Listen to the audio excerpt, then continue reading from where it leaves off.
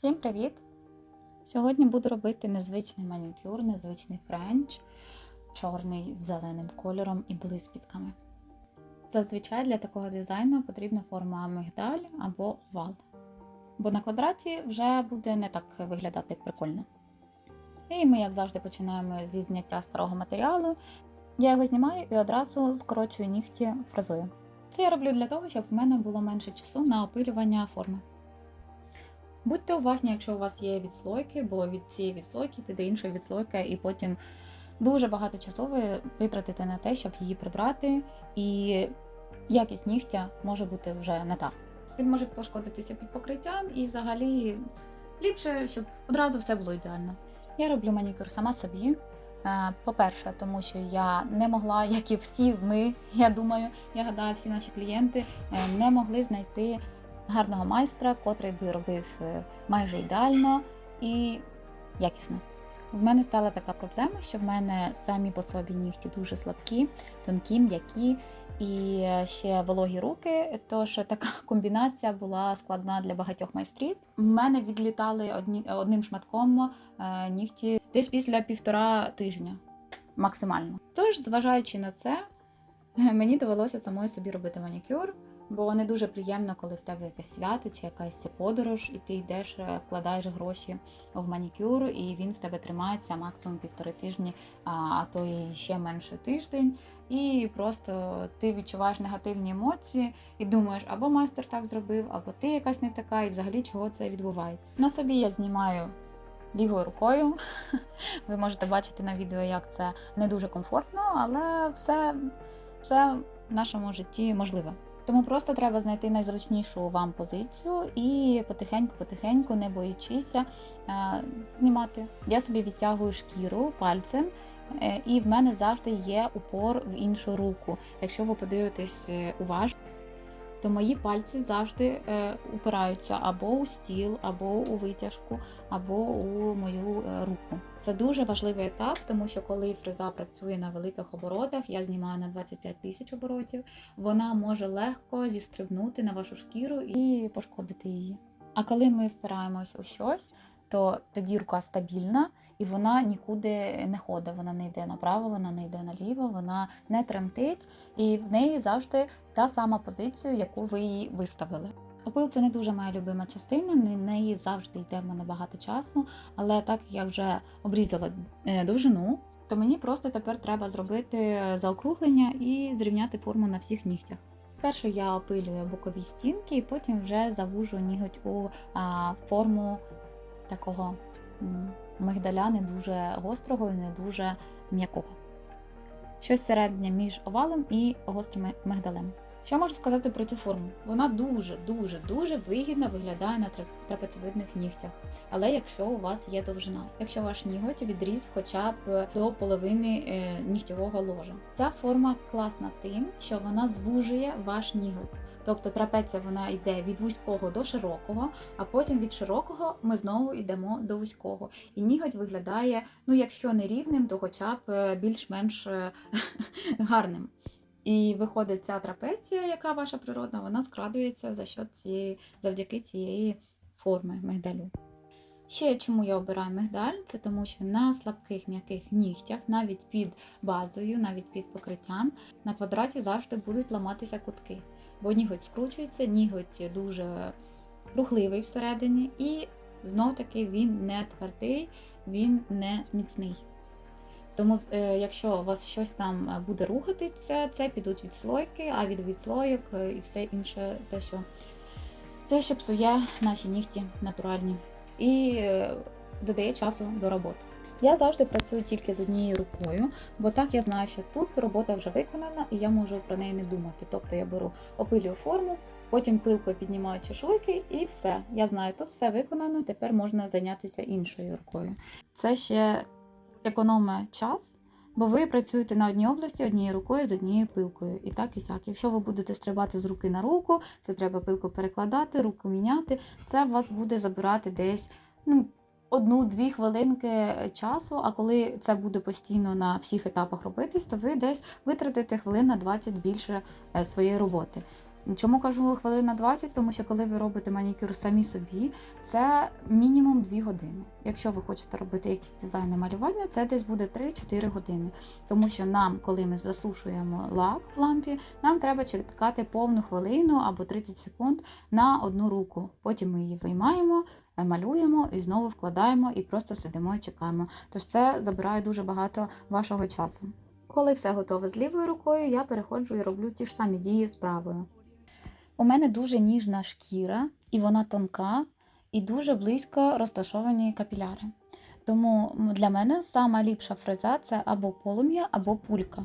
Чому мені ліпше працювати пулькою, і в цьому відео саме вона? Бо вона маленька, вона трошки пузатенька, і вона підлазить туди, куди мені треба.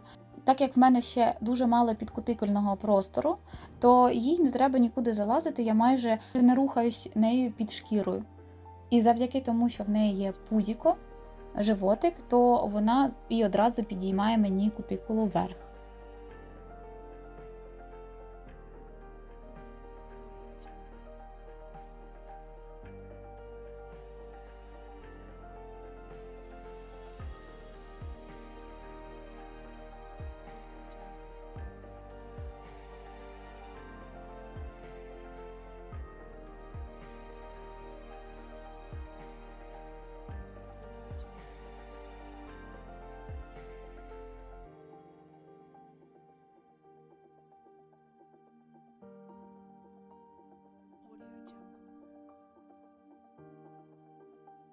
На етапі манікюру, коли ви вже зробили зняття і продивилися всі свої відслойки, вже забафили нігті, все зробили, може вийти так, що коли ви дійдете до обрізання шкіри, ви десь замітите ще відслойку. Це нормально, це може таке бути, бо все ж таки маніпуляції з нігтями проводяться, ви могли щось десь не помітити. І якщо у вас є сумніви, що це відслойка чи просто щось там побіліло, завжди беріть апельсинову паличку і прощупуйте. Якщо вона туди підлазить, хоч трошечки, це відслойка, її обов'язково треба прибрати. І взагалі апельсинова паличка – це ваш надійний помічник у всьому. На тонкій шкірі ліпше працювати ножичками, але я звикла до нашкірниць, тому працюю нашкірницями. У мене вони від української фірми Stalex, це категорія Smart 7 мм. Після того, як я обрізала всю шкіру, я наношу ремувер і ще дивлюся, де щось може не дорізалось, тому що ліпше не дорізати, чим перерізати. Бо навіть я не ріжу своїх клієнтів, але дуже часто ріжу сама себе, хоча відчуваю на собі, але завжди хочеться якось побільше собі зрізати. Я не знаю, в чому ця проблема в мене. Тож тепер я працюю так, роблю манікюр, зрізаю шкіру, потім проходжу ще ремувером і всі якісь недосконалості, які залишились, ним прибираю.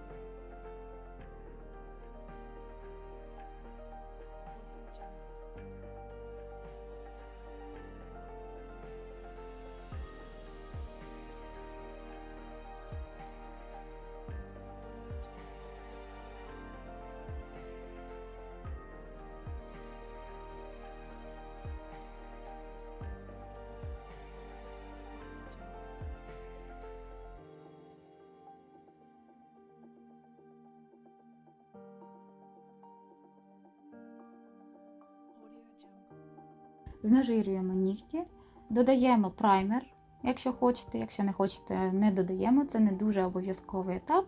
Але в мене просто є вже праймер, котрий довгий час стоїть без діла і псується, тому я вирішила тепер кожен раз його додавати на свої нігті. Після цього все як завжди. Беремо базу, тонким шаром робимо мокру підлогу, щоб вона розтікалася ліпше, ставимо крапельку і робимо вирівнювання з перегортанням руки донизу. Будьте уважні, щоб ваша крапелька не була дуже великою, бо вона стікає не туди, куди треба, вона може вам зробити затьоки, плюс вона може виконати вам неправильну архітектуру, бо вона десь на середині застрягне і у вас просто буде такий пузатий бочонок. В мене тут невелике вирівнювання, тому що ми будемо ще накладати багато шарів самого кольору. Тому треба трошечки зміцнити нігті і все на цьому. Коли база готова, ми беремо апельсинову паличку, підштовхуємо кутикулу і тонким пензликом з чорним кольором промальовуємо посмішку. На це місце потім у нас підуть блискітки. Спершу ми малюємо реверсивну посмішку, тобто вона йде від кутикули на бокові стінки і все. І можна трошки розтягнути колір, щоб він був такий більш насичений біля кутикули, а не просто тоненька полосочка.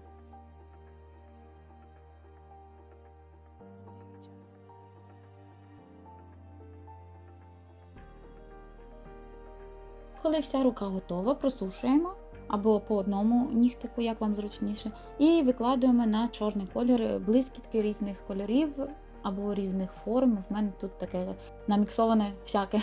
І метелики, і квадратики, і кружечки. Все, що було, я туди поклала.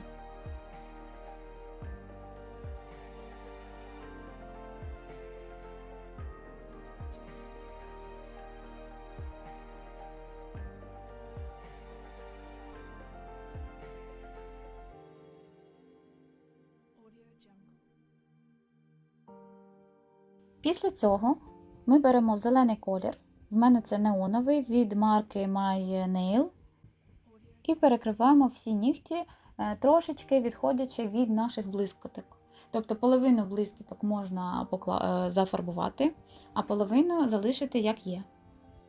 Так як в мене неоновий колір, він трошки полупрозорий, тож виходить ефект, наче ці блискітки в акваріумі під зеленим кольором. Засушуємо і дивимось. Якщо вам вистачає кольору, то поверх нього малюємо френч уже на свободному краю. Якщо вам не вистачає кольору, ви ще раз кладете колір, сушите і тільки після цього малюєте френч. В моєму випадку мені вистачило одного разу, я подивилася, що такий результат мені підходить.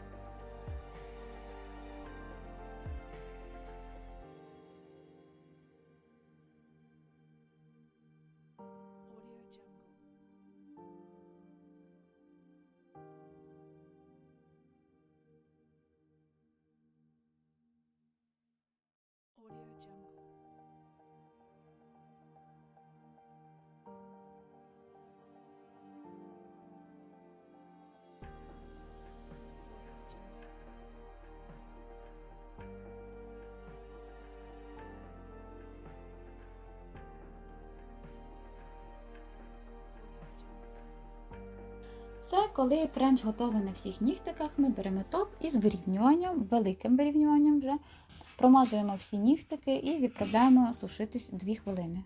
Чому 2 хвилини? Тому що це придає більшого блиску топовому покриттю. І дивимося, який результат у нас вийшов на одній руці. Я подивилась, що мені дуже подобається, тобто все, можна приступати до правої. І тут ті ж самі дії. Знежирюємо, праймер, база, малюємо чорний колір зверху, на нього викладаємо блискітки, сушимо, кладемо зелений колір, сушимо, малюємо френч, покриваємо топом і насолоджуємося красою.